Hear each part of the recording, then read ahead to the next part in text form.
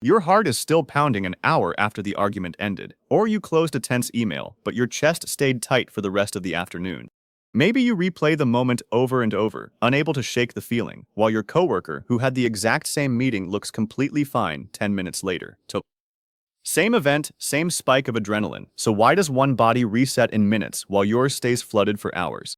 The answer isn't about being more anxious or less resilient as a person. It's about a specific shut-off switch inside your nervous system. And here's the mystery worth solving. Can your body actually learn to handle stress better? Because here's what doesn't add up. Your body clearly knows how to turn stress on. That part is instant, automatic, impossible to stop with logic alone. But turning it off again seems to work on a completely different timeline, depending on who you are. That gap between the spike and the settle is where this whole mystery lives.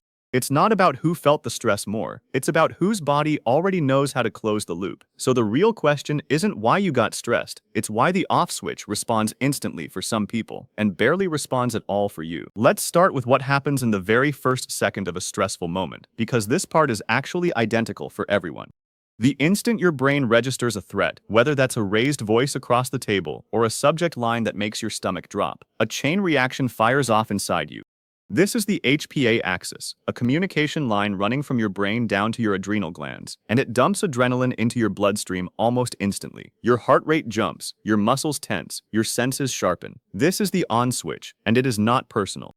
It fires the exact same way in the person who stays wound up for hours and the coworker who looks fine 10 minutes later. So if the spike is identical, the difference has to be happening somewhere else entirely. That somewhere else is a nerve most people have never been taught to think about, called the vagus nerve. Think of it as a direct phone line running from your brainstem down to your heart. When it activates, it delivers a very specific message. Stand down, slow the beat, we're safe now.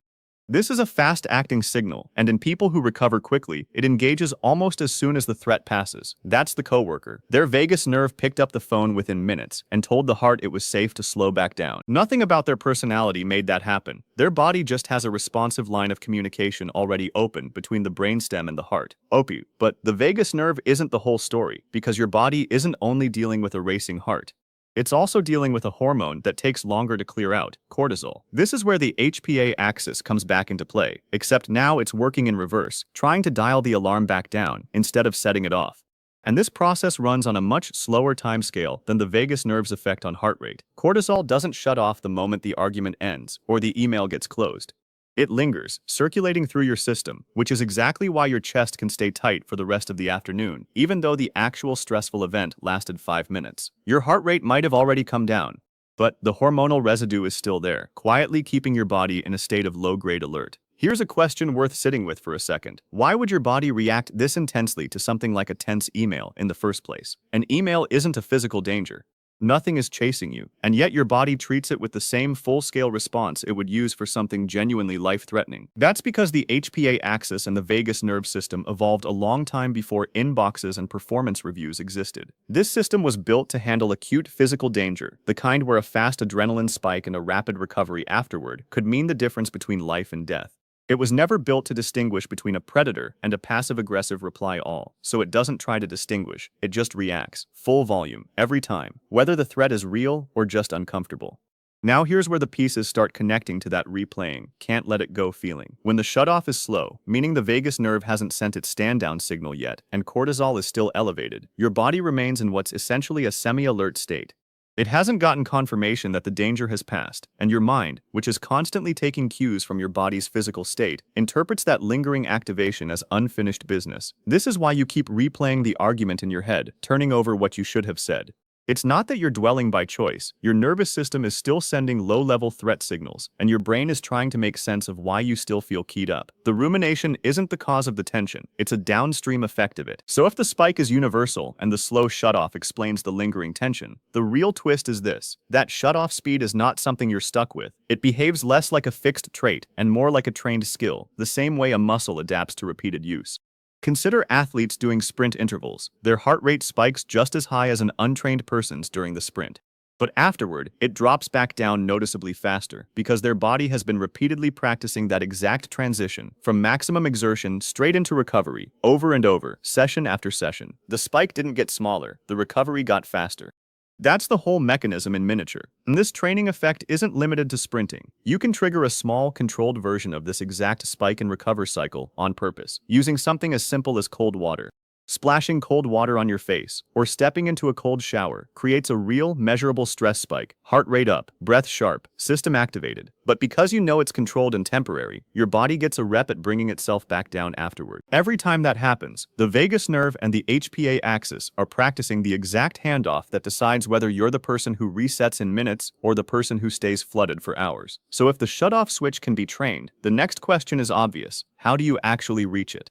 You can't consciously tell your cortisol to drop, and you can't order your vagus nerve to fire on command. But there's one entry point into this system that you do have direct access to, and it's something you're already doing right now without thinking about it: your breath. Here's the piece that makes this useful instead of just interesting. A slow, deep exhale physically slows your heart rate in real time, not metaphorically, measurably. When you extend an exhale longer than the inhale that came before it, you're sending a direct signal through the vagus nerve to your heart, telling it to ease off. It's the same stand-down message that kicked in for your coworker within minutes. The difference is, you don't have to wait for it to happen on its own. You can trigger it on purpose. So here's the reset. After any small stressful moment today, a clipped reply, a tense call, a moment where your shoulders creep up toward your ears, pause and take 3 slow exhales, each one longer than the inhale before it. That's the entire practice. No app, no special posture, no 10-minute commitment, just 3 breaths where the exhale stretches out longer than usual, right there at your desk, in your car, standing in the kitchen. What matters is how you think about those 3 exhales. This isn't about forcing calm to appear instantly, like flipping a light switch. Your chest might still feel tight after the 3rd one. That's fine. Think of it the way an athlete thinks about a single sprint interval. 1 rep doesn't transform anything by itself. But your body doesn't count in single reps. It counts in accumulated practice, the same way it accumulated its habits with everything else you do repeatedly, from posture to sleep timing. Each set of 3 exhales is one small vote toward a nervous system that recovers faster. And here's something worth sitting with. That tight chest after a tense email, the pounding heart that didn't calm down for an hour, none of that was ever a flaw in you. Your HPA axis and your vagus nerve reacted at the onset exactly the way they were built to react, exactly the way your coworkers did. The only difference between the two of you was how many times the shutoff phase had been practiced. Staying tense wasn't your body failing.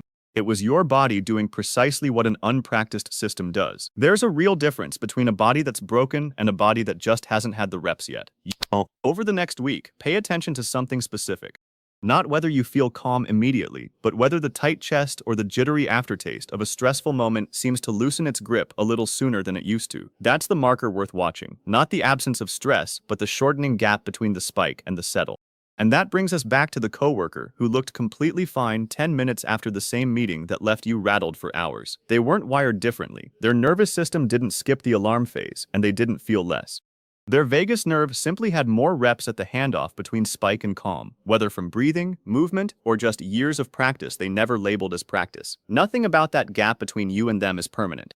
So the mystery from the very start, why one body resets in minutes while another stays flooded for hours, was never really about resilience or anxiety or personality. It was about training. Every slow exhale you take after a stressful moment is one more rep for your own vagus nerve, one more small signal telling your body it's allowed to stand down. That's the whole shift, not eliminating stress, just giving your off switch more practice at doing what it was already built to do.